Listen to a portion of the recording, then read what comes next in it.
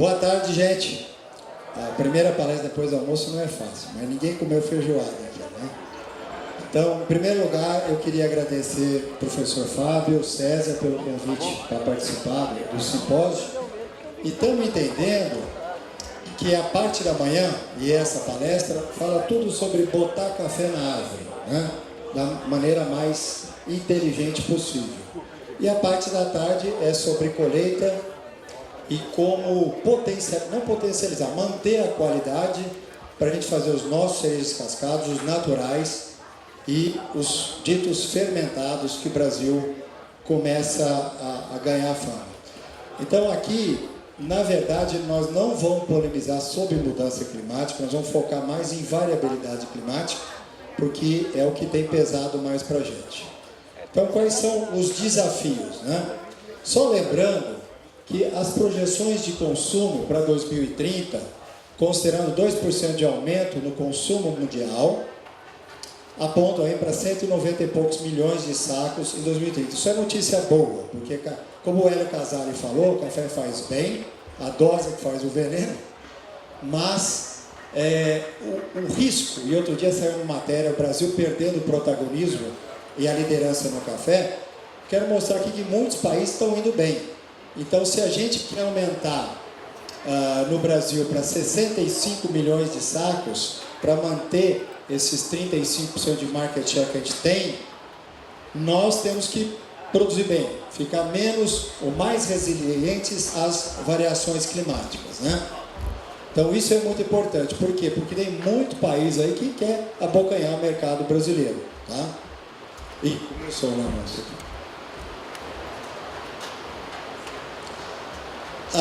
Aqui em vermelho, alguns países que estão crescendo, que estão se desenvolvendo bastante, principalmente Honduras quase que não existia há algum tempo atrás, e hoje já está olhando para 10 milhões de sacos. A Colômbia chegando em 14, 15 milhões de sacos, né?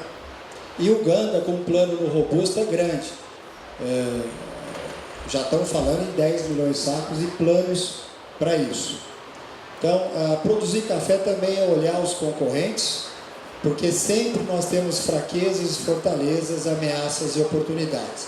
Então, sobre a ótica de variabilidade climática, eu quero apresentar esses desafios, resumindo muito do que foi falado pelas duas palestras que me antecederam. Eu gostaria muito que vocês guardassem aqui duas falas do Daniel, a primeira palestra. Café está produzindo mais aonde tem fertilidade em profundidade, que eu vou mostrar um slide de 1935 sobre esse ponto. E a outra do professor Favarin, que trabalhou com nitrogênio marcado na braquiária, mostrando que é um manejo interessante, não é fácil. A braquiária não tem culpa de crescer tanto e às vezes ela pode atrapalhar o café se o produtor não souber manejar. Então a gente tem que manejar duas culturas que habitam o mesmo espaço, né? Mas esses são países intensivos, né? E representam 90% da produção mundial hoje, somente 10 países. Lembrando que a gente tem mais de 60 países produtores de café. E é claro que tem muita tecnologia no Brasil, muita na Colômbia, muita no Vietnã. Mas são países que estão crescendo, quase todos eles do Arábica estão fazendo o honey ou cereja descascado, que era um produto brasileiro, quase todos estão fazendo cafés naturais fantásticos. Então não é mais um monopólio brasileiro aí. E nós, como começamos a trabalhar lá no começo dos anos 80, o Robusta era baixinho, era 26%, né? Várias tecnologias favoreceram o uso do Robusta no mundo, nós não estamos aqui para discutir, mas chegamos aqui com 45% de participação no blend mundial. O calcanhar de Aquiles do Robusta é água, não precisa de mais água. Vamos lembrar também que o Brasil tem 287 mil propriedades de café, e 70% da produção brasileira está abaixo de 50 hectares, ou abaixo de 20 hectares, ou seja, são os produtores que devem ser organizados através de cooperativas, associações, tá? É claro que a gente está num contexto aqui, eu estou muito feliz hoje porque Estou vendo muita cabeça branca, mas estou vendo muita cabeça preta também. Mostra que os jovens estão herdando, estão participando dos processos produtivos, né? Isso é muito importante, a próxima geração entrando. Mas e a próxima geração dos sitiantes? Tem 3 filhos, só um pode herdar porque já está trabalhando 5, 10 hectares. Ele vai continuar produzindo café, né? Então, é muito importante, a gente tentou atualizar esse gráfico, sabendo que essa faixa de 1 a 50 hectares corresponde a muito café e é onde a tecnologia chega menos. O Casale comentou que a extensão rural está desaparecendo. Não, a extensão rural precisa ser reformatada através de sistemas internos de gestão das associações cooperativas para focar nas boas práticas que estão sendo discutidas aqui, até agora e vão continuar sendo, e indicadores de performance. Quanto que eu aguento, quanto que eu consigo armazenar de água na minha fazenda, pode ser um deles, né? O Casale colocou esses 32 fatores, e é praxe a gente usar muito esse slide, porque é verdade, e eu tentei colocar aqui os em vermelho que dependem do clima, né? Então, toda hora, e a gente está, acabamos de, na hora do almoço, ver déficit hídrico, armazenamento de 40% do solo na pré-colheita. Se chover em outubro, nós vamos ter aquele inverno de novo, quase de 6 meses, 2 estações, né? Então, sem raiz não vai. Está claro que a gente tem que descer raiz. E muito feliz de ter aparecido essa tecnologia do preparo profundo, do plantio profundo, com as máquinas, para a gente conseguir manter o nosso crescimento, já que é tão caro produzir café. E plantio, quase R$30 mil para chegar na primeira safra por hectare, e falando de hectares da ordem de R$50 mil, né? Então, um produtor profissional tem que estar alicerçado em 3 pernas. Tudo para produzir, ou produzir mais com menos. Aliviar o seu sistema produtivo, pensar no químico, no biológico, no físico, mas muito para processar. Qual a melhor estratégia de processamento por região, né? Vou antecipar, vou atrasar. As palestras que são na minha sequência vão falar sobre esse tema.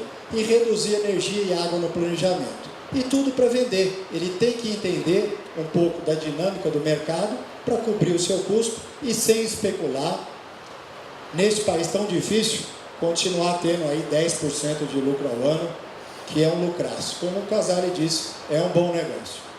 Aqui eu coloquei uma análise de fraqueza, fortaleza, ameaças e oportunidades da cafeicultura brasileira. Então, como fraqueza, eu coloquei que ainda estamos ruim de marketing. O que eu falo nesse ponto, pessoal? É um país com muita tecnologia, com cafés finos, mas ainda não é reconhecido como um país que usa de forma ao que a Malavolta definiu como a arte interferir no ecossistema sem provocar danos irreversíveis, não exporta sustentabilidade. Então o comprador de café tem que vir aqui entender como é que a gente sequestra carbono, como é que a gente faz compostagem, como é que a gente trata fauna do solo, grandes salários pagos aos seus empregados no campo, todos os indicadores que o Brasil oferece muito acima de muitos países. E nem sempre ele sai com essa ideia, né? Temos que ter mais união entre as regiões. O Cerrado é uma região bem unida, nós precisamos disso para ser mais fortes. A Colômbia só conseguiu o marketing na união, né? E a gente tem que entender que a gente é um país de fato com múltiplos sabores. Nós temos uma desconexão urbano-rural tremenda. O urbanoide de hoje em dia acha que tudo vem produzido em caixinha e só tem orgânico ou criado por Deus, e o diabo criou o resto. Ou seja, qualquer comida que não é orgânico está errada, e nós temos que trabalhar nesse ponto para mudar a percepção do urbano, para respeitar o rural e não entrar numa briga que não leva a nada. e pouca negociação em termos internacionais sobre tarifas, valores agregados. Nós precisamos melhorar muito nessa questão. Por outro lado, temos tradição, temos muita pesquisa, uma genética maravilhosa que está lançando variedades com tolerância seca, vou falar sobre algumas. Temos clima fantástico para café, temos cadeia organizada e estruturada, temos sim uma extensão rural heróica que precisa ser reformatada, porque são heróis, privados e públicos, muito mais que muitos países, porque os outros países têm muito menos que a gente. Mas temos que medir quanto do que está validado pela ciência efetivamente é praticado pelo produtor. Aí sim é pouco, sobretudo nos modos de pequenos produtores. Muito maquinário bom, é só andar nessa feira e em outras que nós vamos ver, e as palestras que vão falar em processamento estão focando nisso, né? Criamos o cereja descascado, as palestras vão falar agora na desidratação, no desafio de fazer um honey. Eu lembro aqui que lá atrás, em 1989, o Zé Pérez Romero, um dos criadores, o redescobridor do cereja descascado, saiu todo animado para a Itália para vender um lote de cereja descascado. O torrador provou, achou maravilhoso e ele perguntou: mas quanto vale? E o comprador disse: não vale nada. Mas como não vale nada? Quantos sacos o senhor tem? Eu tenho um container, eu quero 50 mil sacos. Chegamos a mais de 5 milhões de sacos de cereja descascado e estamos também muito entusiasmados com os cafés fermentados. Então isso é muito bom, mas temos que saber vender melhor isso, e isso precisa de organização e trabalho, né? Mercado interno fantástico no Brasil, e quem admitiria aqui em Três Pontas cafeteria de cafés especiais, essa profusão em São Paulo, mesmo em Rondônia, nós vamos estar lá daqui a pouco falando de robustas de qualidade, com grandes provadores. Olha que revolução fantástica, que é para sempre agora, né? Temos uma BMF que ajuda na nossa negociação e temos uma demanda baseada no nosso, que nós somos competitivos. Ainda estamos a 70 centavos por libra-peso, Farmgate, muito mais barato no Arara que outros países, né? Mas estamos usando intensivamente insumos e às vezes errado. Tem muita fazenda aí desperdiçando nitrogênio, gerando gás estufa, óxido nitroso, e não precisa disso todo, né? Estamos com temperaturas extremas, eu não vou repetir para ir mais rápido o que já falou. O Casale foi muito nítido na temperatura da raiz, né? Convido vocês a colocar a mão no solo. O agrônomo tem que parar um pouco, tomar cerveja, andar mais no campo e sentir mais a lavoura, e ele deu um grande exemplo aí, né? Temos uma cadeia organizada, estamos com muita radiação excessiva. No dia de campo da Ipamig agora, estamos às vezes com 3 vezes o que o café como planta C3 suporta. Tem 2 linhas de ação para isso. Nós vamos comentar aqui rapidamente, para mitigar isso. Temos uma legislação trabalhista não atualizada. Se eu fosse trazer aqui, com a experiência de educação, tudo que é NR, que deixa o produtor maluco, temos que mudar isso com calma, né? Estamos com muito problema de qualidade de mão de obra. As pessoas mais velhas colhem muito café, os jovens aí não colhem café. E vamos ter problema. Não só o Brasil, a Colômbia está entrando em derriça com verde por falta de mão de obra. Não é só um problema brasileiro. A terra é muito cara e água. Eu estou vendo, todo mundo quer irrigar, né? Hoje escutei aqui irrigar na montanha, né? Será que precisa? Será que a gente se forma para isso? Ou não dá para deixar a irrigação como última tentativa? E é claro que devemos fazer, se é uma última tentativa ou um head da produção, mas nós temos que fabricar água. Então, o produtor tem que entender que ele é um produtor de água e ser respeitado por isso, né?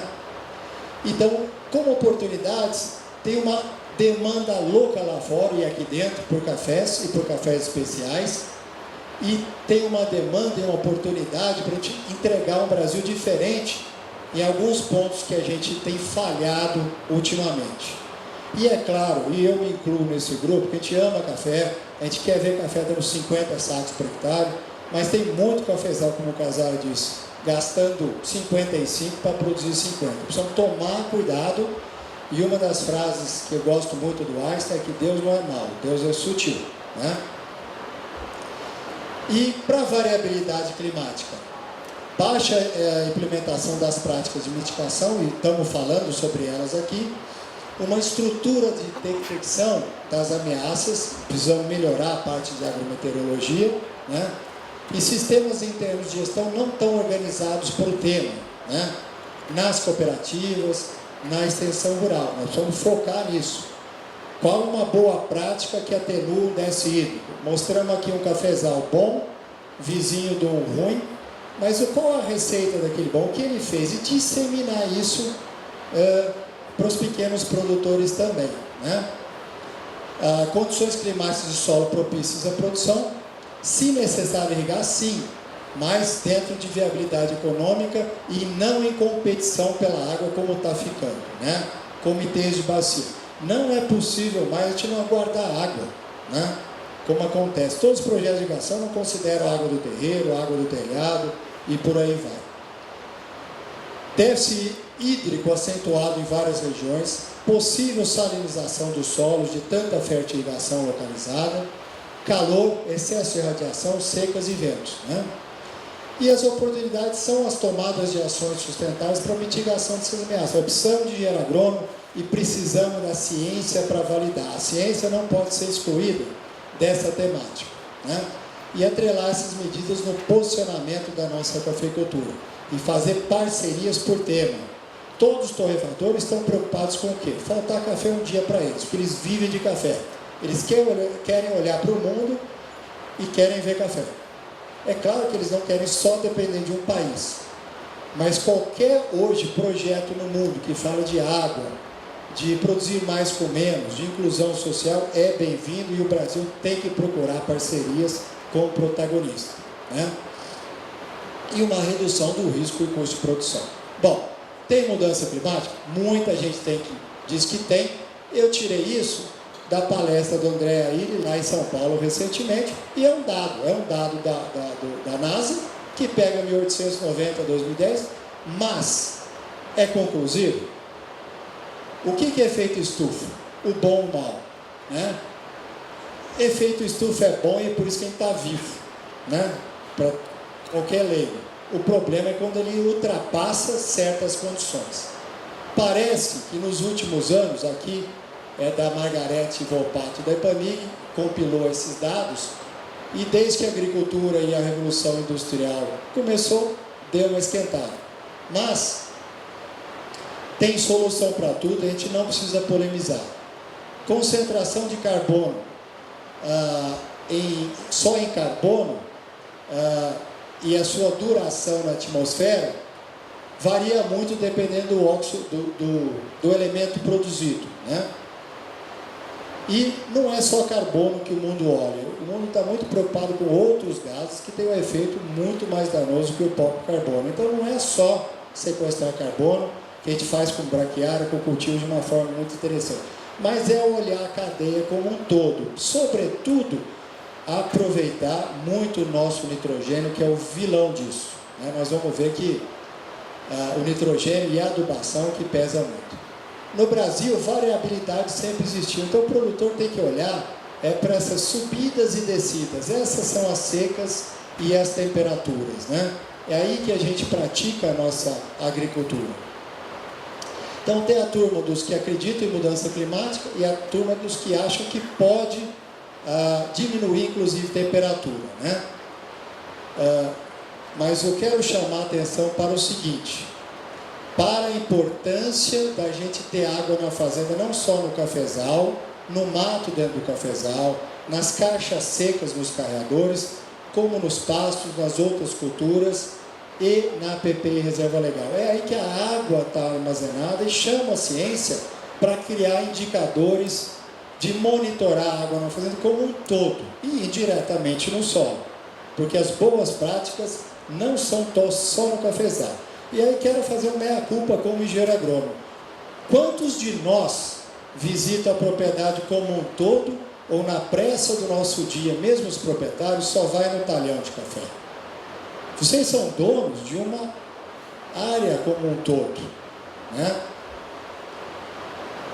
A nossa app mãe foi embora, que é a Mata Atlântica, onde está a maioria dos cafezais brasileiros. Aqui é a foto dela em 1500, a foto dela hoje. Hoje, numa área muito menor, nós produzimos muito mais café. Mas será que um pouco da temperatura não foi a perda florestal no nosso entorno? Né? A emissão brasileira de gás estufa, de efeito estufa, é muito da agricultura e da mudança do uso da terra. Né? E as fontes de emissão na cafeicultura, trabalho do professor Serri, o finado Serri lá de Piracicaba, falam nos fertilizantes, como a gente aporta 400 kg de N por hectare na média, devemos sim nos preocupar com isso, mas sem criar pânico. Vamos estudar para mitigar isso. O Brasil é o sétimo maior emissor de gases de efeito estufa no mundo e é o único que está fazendo isso via agricultura. Então, de novo, não precisamos brigar, mas está na hora de começar a estudar mais seriamente como desenvolver sistemas que mitiguem um pouco isso, né? Principalmente agricultura e pecuária e mudança no uso da terra. Lembrando que 1 tonelada de fertilizante aplicada significa 1 tonelada de CO2 equivalente. E o café de 2 a 5 toneladas de CO2 equivalente. Com os dados que o Casale nos trouxe, dá para mitigar quase tudo via o cultivo de uma planta C4 no meio do cafezal, né? Então não é tanto o CO2, mas o óxido nitroso. Agora, o produtor recebe por crédito de carbono? Quando eu comecei a estudar isso, era 18 dólares por tonelada, agora é 1. Está acabando esse mercado. Mas ele pode continuar produzindo melhor se ele abaixar o custo usando o que a natureza deu para ele manejar. O que é importante agora para a gente é água e temperatura e a seca indiretamente, né? Aqui o uso de fertilizantes em Minas Gerais. O Brasil está aumentando o seu consumo. Mas olha aqui, ó, Ângelo Paes de Camargo, né? A gente às vezes esquece dos nossos cientistas que viveram entre a gente e deixaram essas mensagens. O que atrapalha ou perdas de produtividade, olha aqui, na cafeicultura e na produtividade, 56% é deficiência hídrica ou excesso hídrico, né? Então vamos concentrar aí, né? Agora, estamos gastando muito água, aqui é o consumo brasileiro aumentando, e 60% na agricultura. Para esse urbanoide que não entende a gente precisa ter uma linguagem melhor para conversar com eles. E o que acontece? Todo mundo já sabe, isso aqui tem que dormir com a gente todo dia, né? Qual fase fenológica nós estamos e o que vai acontecer com os nossos cafezais, né? Soluções agora. Como armazenar mais água? No cafezal, no mato, dentro do café e na fazenda. Recuperação de APP e reserva legal. Não é, gente, só cercar. É entender que aquilo guarda mais água, refresca a fazenda, funciona no ciclo da água, que é no colegial que a gente estuda, e ajuda a levantar lençol freático. Então, todo mundo que quer irrigar deveria pensar nisso. Quebra-vento bem planejado. Não é quebra-vento forçado para a gente, não. É quebra-vento em função de análise de risco. Só no poente, sem atrapalhar mecanização, como corredor biológico. Dr. Ângelo tinha uma regrinha muito interessante, que a altura da árvore, do quebra-vento, vamos por 10 metros, protegia 60 a 100 metros de distância horizontal, além dele trabalhar no filtro dessa intensidade luminosa, né? Caixa de água nos carreadores. E muitos projetos de irrigação não contemplam o terreiro. Está cheio de fazenda aí com 20, 30 mil metros quadrados de terreiro, que despreza a água do verão e não acumula isso. Outro dia eu fui numa fazenda de 300 hectares do Cerrado, bombeando a água de 140 metros, com compactação de solo, com a conta mensal de energia em 50 mil reais. E cheio de gente produzindo outras culturas, com pivô e tudo mais. É para se preocupar, não é? E nós vamos ter uma palestra no GTEC, que eu estou muito curioso, a próxima reunião nossa. A influência da paisagem na produção, que eu acho que deve tratar desses temas. Dentro do cafezal, fertilidade em profundidade. Eu vou botar um dado aqui de 1935. Mais raiz no cafeiro, quero lembrar o que o Daniel falou. E um solo 6F, né, que é Carlos Teixeira Mendes, Piracicaba. Né?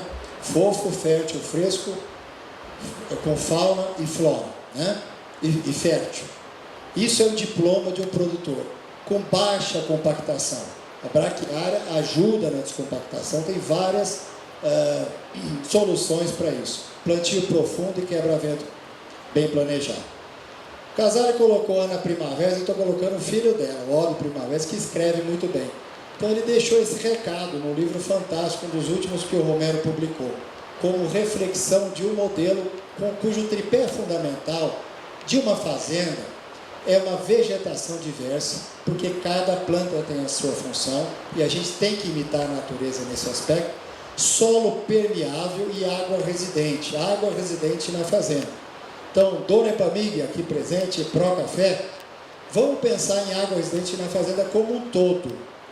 Nós estamos medindo aí 20% a mais de água no solo, sistemas com braquiário, estamos entusiasmados, estamos economizando um mês de irrigação. Mas vamos pensar na fazenda como um todo, né? Biodiversidade e controle biológico, e esse é o ciclo da água. Como que a gente pode se preparar para essa variabilidade climática? Sobre 2 pontos. Aqui é da Vânia Aparecida Silva, da Epamig. E o Tonico está aqui para validar, né, Tonico? Plantas submetidas a estresse estão reagindo de diferentes formas. Algumas com uma grande resiliência ao potencial osmótico baixo e a outras com grande resiliência a estresse oxidativo, que é escaldadura. Então a gente precisa pegar essas variedades, testar, porque está aparecendo muita coisa boa e a gente precisa testar em campo nos nossos planejamentos, como o Daniel colocou aqui, que variedade usar. O Dr. Alcides, se estivesse entre nós hoje, estaria muito feliz. A gente está falando coisas que podem bater, Mundo Novo e Catuaí, e estaria feliz com tudo isso, como grande pai de todos nós que foi, né? Novas metodologias de implementação de cafezal, como a gente discutiu aqui hoje, e sobretudo, pessoal, café fino tem estrutura da membrana plasmática íntegra na colheita. O João Romero trabalhou 10 anos em condutividade elétrica e deixou isso para a gente. Então não adianta fazer café bom quando tem cercóspora, quando tem foma, quando está com xoxo, que a célula já está destruída, vazou citoplasma e já não é um café 84 pontos acima. Então, uma outra coisa para a gente pensar quando tem muito consultor de qualidade é que o agrônomo e o consultor de qualidade se juntem para entender o processo produtivo, clima, fertilidade, que dá qualidade. Está tudo interligado e é o propósito desse simpósio aqui, falando um pouco anteriormente com o professor Fábio, colocar na manhã o tudo para pôr o café na árvore e depois as metodologias de preparo, né? E uma certa melhoria da condição climática, alguma arborização, podemos pensar em alguns lugares sem atrapalhar a mecanização, né? Pode piorar em alguns casos, pode melhorar em outros. Precisamos voltar a pesquisar o que o Dr. Ângelo sempre fazia, né? Uma nutrição mais apropriada para café podado, para café de carga baixa e café em carga alta, pelas demandas muito altas de potássio e a sua relação com a integridade da membrana plasmática, né? Aqui eu estou colocando o que a Vânia nos disse lá em patrocínio, os dois aspectos e linhas estratégicas de resistência, de tolerância a seca, e materiais promissores no Brasil, no Procafé Acaon Novo, mesmo o Arara, os cruzamentos do SH3, eu particularmente tenho gostado muito do IAC, né, que é um material indiano cruzado com Catuaí, e a Epamig está com 4 progênios muito interessantes.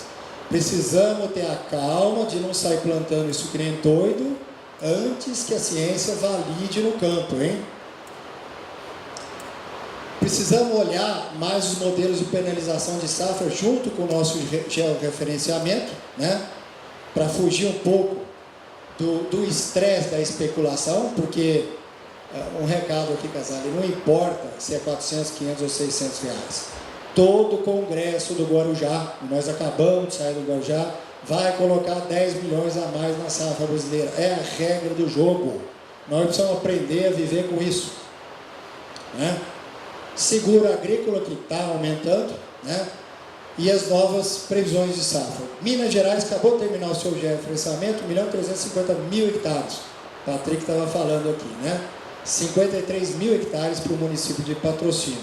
Daqui a pouco está em 2 milhões de sacos no município. Então eu chego nessa fertilidade. Notem aqui está traduzido para quilos de nutrientes por hectare.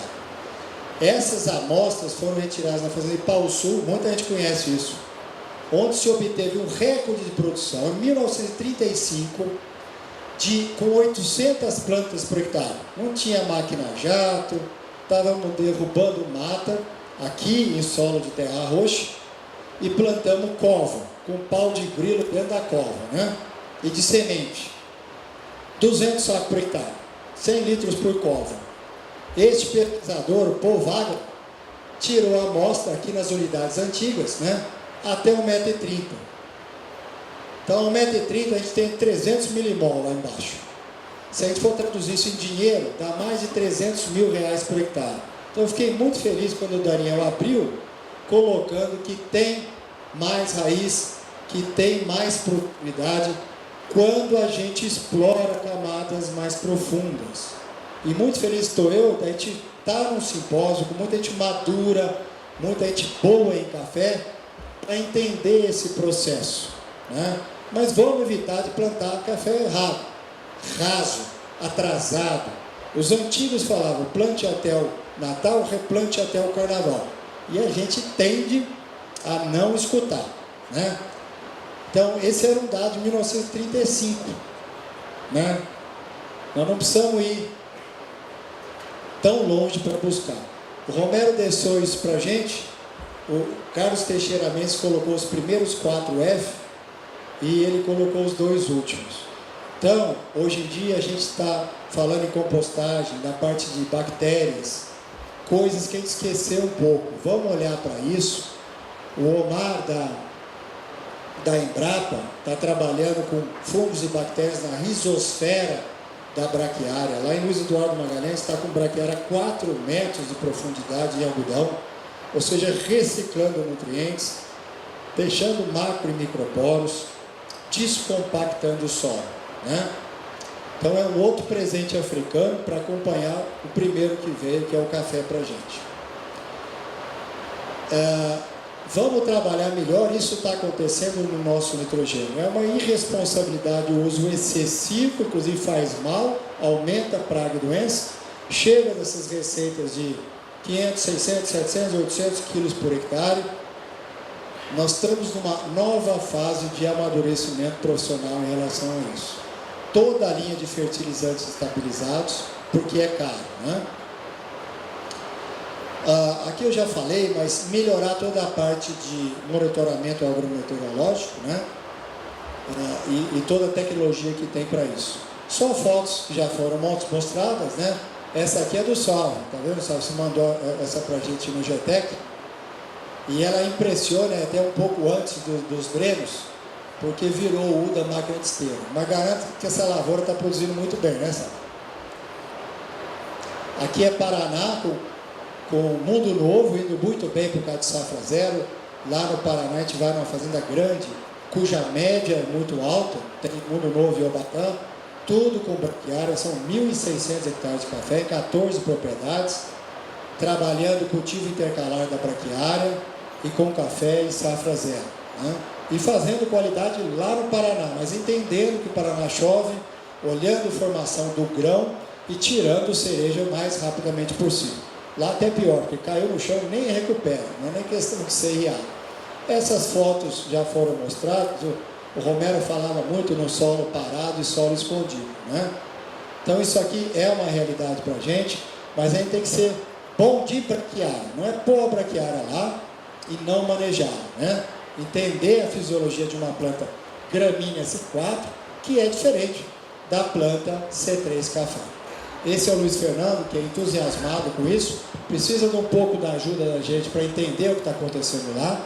Eu fiz uma série de filmes lá na fazenda dele, com o drone saindo de dentro da trincheira, raiz a 2,5 metros de café e de braquiária, olhando a represa de Furnas e falando que a água está nos dois contextos, né? E que o produtor é o produtor de água. São filmes mundiais para serem usados, enaltecendo e agradecendo ao produtor por fazer uma cultura que é conservacionista, né? Essa frase do professor Malavolta é muito feliz. Sem provocar danos irreversíveis. Nós queremos que o mundo se alimente. Essas fotos já foram colocadas. E mais ainda, lá embaixo tem raiz nova nascendo, pouquíssima cigarra, né? E pouco nematóide, como o Casale mostrou aqui hoje. Boas produtividades, isso que a gente quer, né? E aqui eu gosto muito de falar em sistemas internos de gestão. Nós estamos trabalhando na Plataforma Mundial do Café em fortalecer os sistemas internos de gestão de associações e cooperativas, da extensão rural e até dos exportadores, para incluir os engenheiros agrônomos na sua extensão diária, mas focando em indicadores de performance. Então você classifica os produtores do mesmo tamanho, do mesmo nível cultural, identifica os melhores e valida aquela prática que deu certo e traz a ciência para validar isso. E usa aquele melhor produtor para ensinar os outros, né? Um produtor quer aprender com o melhor, é o nosso dia a dia. Então as temáticas são sobre aprofundamento do sistema radicular, construção da fertilidade em profundidade, né? O módulo do Romero começou simples, ele começou baseado nessa foto de 1935, diminuindo 20% a cada 20 centímetros. É um critério, né? Então convido a vocês a fazer muita análise 40-60, não só as que foram recomendadas, a também investigar como está o meio da rua, que é muito rico em muitos nutrientes, né? E armazenamento da água na propriedade. Toda técnica no futuro que vem nessa tridimensão vai baixar custo do produtor e vai fazer a gente produzir café. Então o futuro desses sistemas internos de gestão está na assistência técnica coletiva, no uso didático dos produtores em destaque e no alinhamento e validação dessas boas práticas que respeitam o consultor e inclui o engenheiro agrônomo, a ciência, olhando para isso, né? Só que está um mundo para a gente construir. E essa é a homenagem que eu quero deixar. Cadê o Zé Mário? Aqui. Essa é uma foto de dia de campo numa fazenda assistida pelo colega Zé Mário, aonde em abril já tinha todo preparado o plantio de dezembro. Ele já está preparando um ano antes. Olha que maturidade, Zé. E está aqui um bom pesquisador em genética e um bom cara de campo. Mas tinha uma sintonia. A gente estava validando, inclusive, materiais do IAC que estavam indo muito bem nesse dia em preparo profundo. Isso foi em 2012, né, Zé? Então, é uma homenagem ao Zé Pérez Romero, que muito mais que muita gente sobre alinhar pesquisa e prática de campo. E ele tinha uma frase que eu gostaria de deixar antes dos meus 4 minutos finais aqui que o relógio me fala. Agricultura é uma arte e agronomia é uma ciência, e é mais difícil ser artista. Então, quando tinha o CTC, que era o Clube de Técnico em Café, lá em Ouro Fino, eu ainda era moleque, recém-formado, muitos aqui participavam, ele falava para o Malavolta e para o Dr. Alcides, muita honra em termos, mas ele falava essa frase, porque às vezes o cientista está longe do produtor, e é nossa função, num ambiente com muito agrônomo, com muito produtor, com tanta cabeça preta agora para assumir essa cafeicultura digna e pujante, e cheia de desafios, porque nós estamos tendo que falar em 65, 70 milhões de sacos, porque o café continua sendo consumido cada vez mais, né? De levar o Brasil a produzir isso em 2,2 milhões de hectares que a gente tem hoje. Do Paraná até Rondônia. Então, muito obrigado pela oportunidade.